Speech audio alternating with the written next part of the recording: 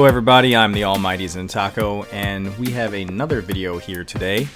This one is a request. Someone wanted to see how to make a lunar lander game, so this is essentially one method for doing that. So this is what it's going to look like roughly. So we're start out on this platform, hold in space to apply some velocity. You can pick up that flag. I actually haven't put that in the game yet. We'll do that in our version. And then we want to only allow the player, it's kind of hard to control, only allow the player to land on this platform. There we go. Okay, so that's what it's going to look like when we're finished. Okay, so let's get underway. Right click and insert an object. We're going to need a few objects for this. We'll need an active object. This is going to be our rocket, so rename that rocket and give that a value, and we'll call it velocity. We're going to want this to be a rectangle, so just make it a solid color, and we're going to stretch it out a bit. Now, since this is going to be a physics object, we're going to need to center the hotspot. So click on View Hotspot and do the quick move in the center, and press OK. All right, so insert another object. This is going to be our physics object. We need this to do anything with the physics engine. So grab the physics engine object and drop it over here somewhere. We're going to need a backdrop, so please insert a backdrop like so. I'm going to delete it and make it a solid color. And I'm going to go ahead and stretch that along the ground. And this needs to be an obstacle. So go under Runtime Options for the properties of this backdrop and select Obstacle under Obstacle Type. Insert another active object. And this is just going to be our smoke effect. So just call it fx_smoke. And for the meantime, this is just going to be a little gray square. And this is going to need an alterable value called trans. This is going to be the transparency value. We are going to always set the semi-transparency of this object to that value. I'm going to shrink it down a bit. Okay, we need a platform object. So insert another active object, and we're going to rename this platform.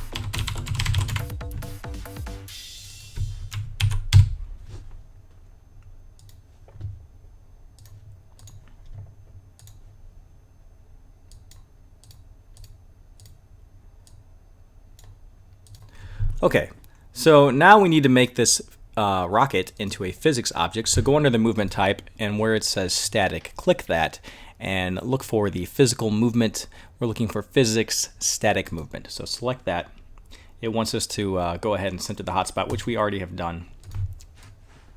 So let's go ahead and do some events. So click on the event editor. We will throw in a new comment.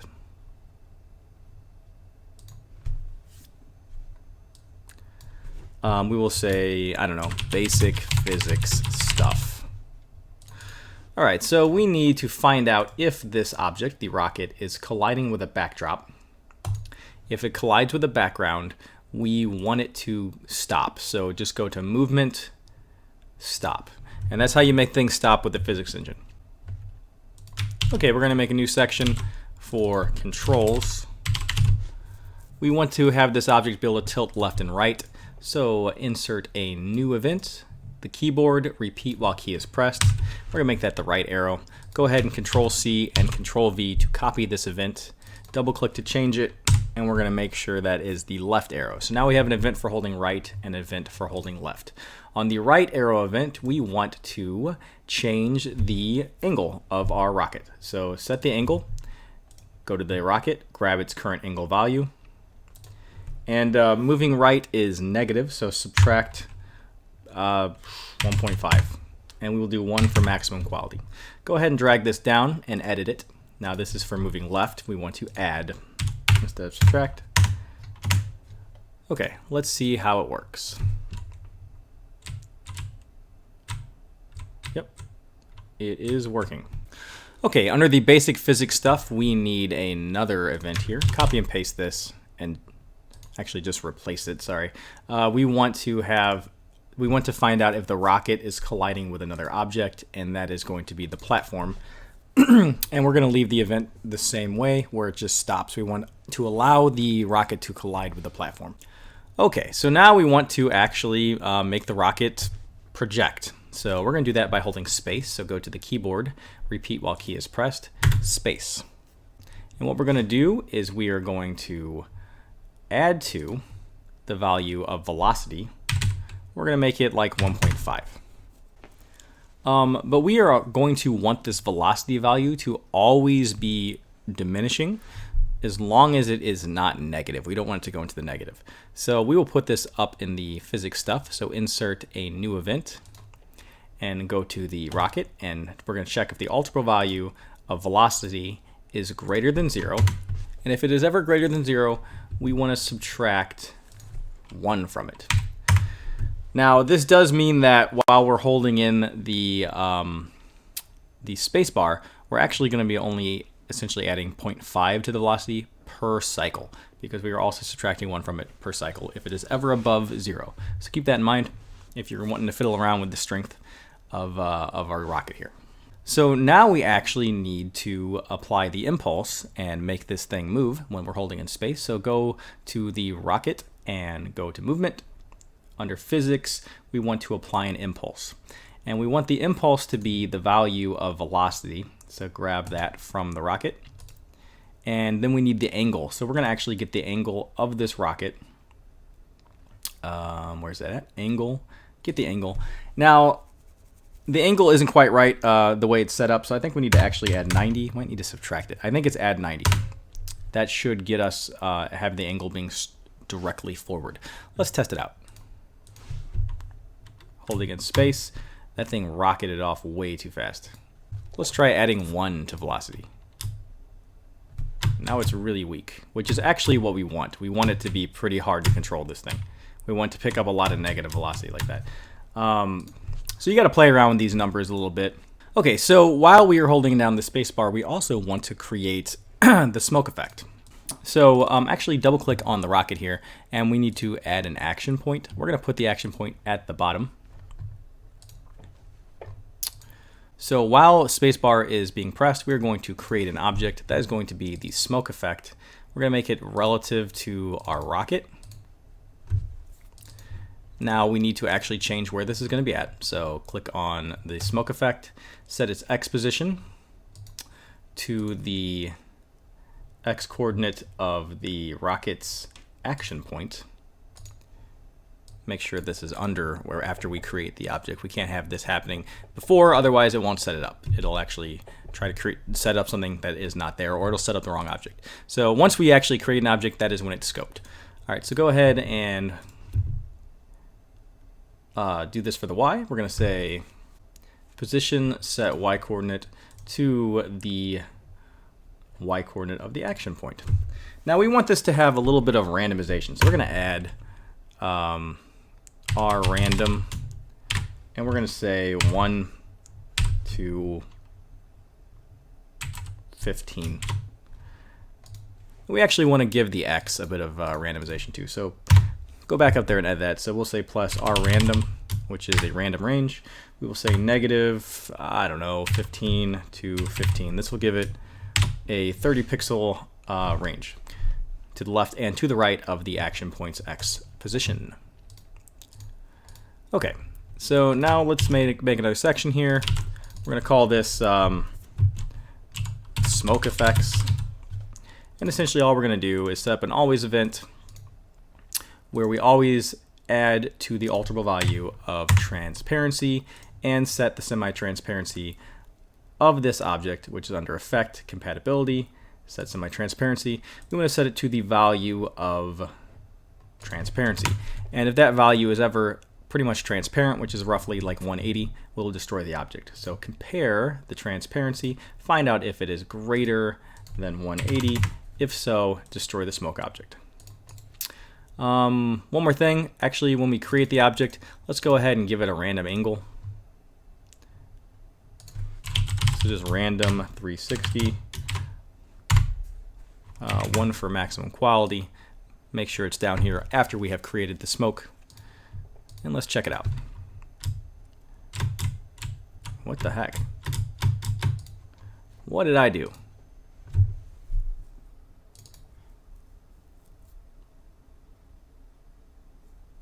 Oh, we have set the Y position to the Y action point and the X position to the Y action point. So let's make sure that the X position is set to the X action point. That was the problem.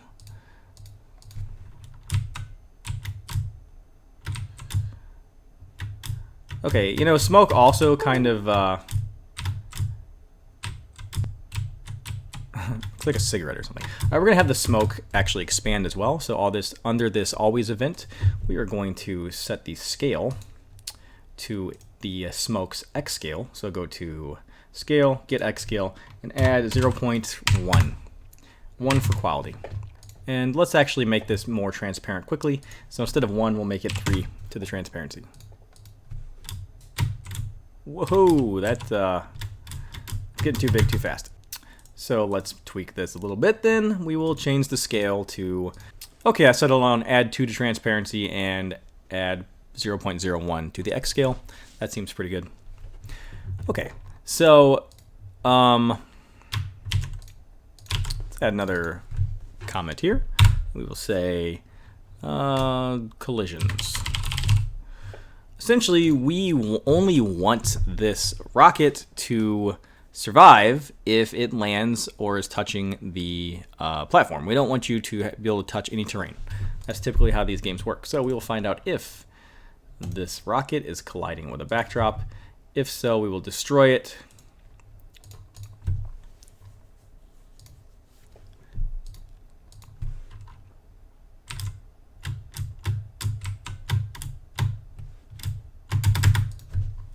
We're going to need to give that an effect.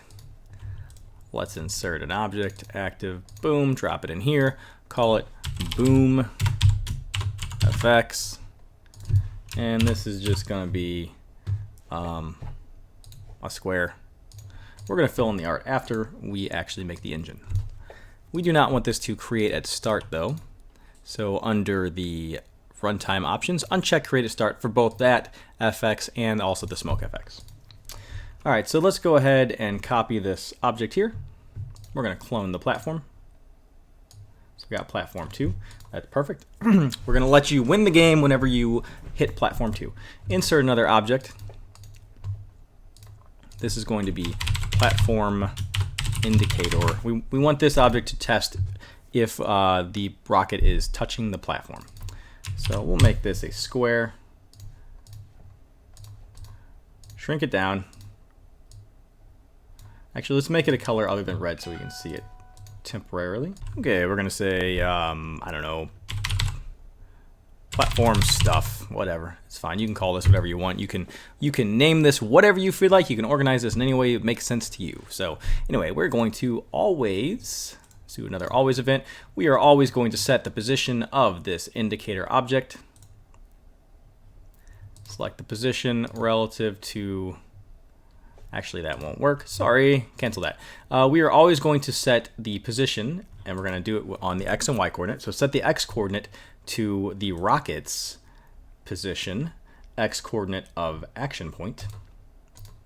And we're going to set the Y position to the Y coordinate of action point. So Y coordinate of the rocket's action point. So Y coordinate of action point, boom. Let's test this out and see if it works. Yep. Okay. Perfect. We actually, though, need to copy this event and edit it because we need to make sure that we can land on the other platform as well. So make sure you can land on platform 2.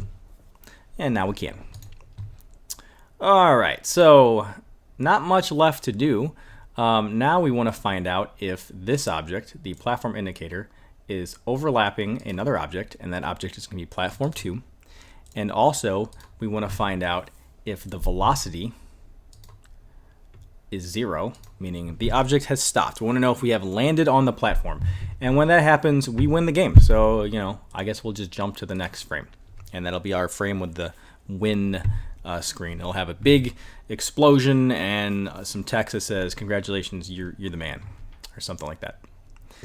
All right. Let's actually create another frame here. Boom. We're going to call it win frame. Win. Yeah, this art is amazing. All right, there we go. So the question is, though, does the velocity ever equal 0? We do subtract 1 as long as the velocity is going down to 0, but because the velocity is going to be adding a value that is different than a whole number, I think we have, what is it, 1.1 or something like that? Whatever, it's possible for our velocity to get negative. So we want to make sure that our velocity is capped then, or clamped. So let's copy this event and edit it. And we will find out if velocity is lower than 0. And if it is ever lower than 0, we're just going to set it to 0. We're essentially clamping it. So alterable value, set the velocity to 0. Okay, so now we should be able to win this game. Now there is one problem. If you hit something and it starts you spinning, you can't fix it by changing the angle because we're not changing the velocity, we're changing the angle. So we're going to actually do this under the physics stuff. We are going to insert an always event, and we are going to always set the rotational speed of this under physics movement, angular velocity. We're going to set that to no, that's not right. It's rotational speed. Movement, rotating speed. We're going to set rotating speed to, we'll just set it to 0. So now we can't bump stuff like that and wildly lose control of our rocket. Yeah, fine. It works great. Okay, so the only thing left to do is put in the art, and we have ourselves a rocket game. So I'm going to do that real quick. Okay, the last thing we're going to do is insert new active object. We're going to make this the rocket sprite. Okay, we're going to need to resize this because it's freaking huge, and we obviously don't want it to be that big. It needs to be relatively the same size as our actual rocket. Yeah, very nice. Okay, so this is the rocket sprite, so rename it as such, rocket SPR, and we want to have it always follow the actual object. So we will have that just down here at the bottom, whatever. Set up an always event and have the sprite position, select position, and make it relative to the actual rocket object. But then also we want the angle to match. So set the angle and grab the angle of the rocket object. This way we can check, do one for quality. This way we can check collisions with that rocket as opposed to, or with this rectangle as opposed to this more complicated rocket shape. All right, so we're gonna make sure that the actual rocket is not visible at start. We're gonna run this application and see if it works.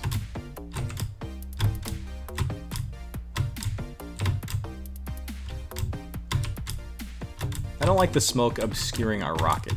So we're gonna actually make sure the rocket always is in front. Win! Let's do that real quick.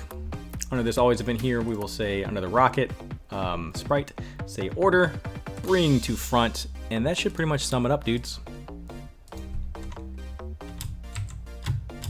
Yep, there we go.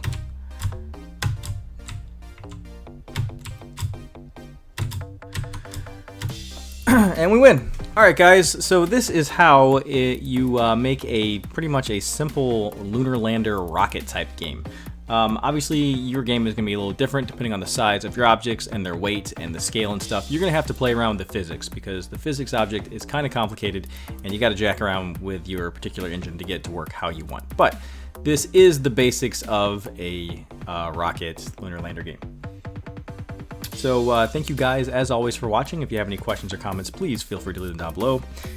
And you can visit my Discord if you want to have a chat about this, or hang out with some people, make some friends, whatever.